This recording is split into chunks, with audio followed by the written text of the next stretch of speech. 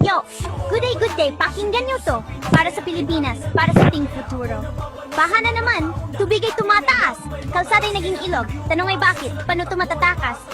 Sabi may pondo, may flood control na plano. Pero ang pera ay nawawala sa kamay ng buhayang gahaman ano. Siglo nang nagdurusa sa putik at dusa, habang ang mga buhaya palaki ng palaki sa pwesto ay nakapak. Yo, good day sir, Pangulong Bongbong, pakinggan namin hiling. Linisin ang sistema para sa min. Yung galing, putulin ang interes, politika at dayaan para sa masang Pilipino, manindigan ka naman. Bangon, bagong Pilipinas, tatag na walang kapantay. Wala nang buhaya, sa'yo kami nag-aantay. Sa balita'y makikita, mukha ng pagtangis, nawala ng tahanan, paulit-ulit na hinagsis. Mga akong napako, tulad ng di kinasira, pundasyon ng kasinungalingan, puno ng sala. Kailangan namin ng leader, matapang at totoo.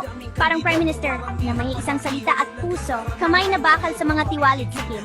Para itayo ang bansang tapat sa paningin.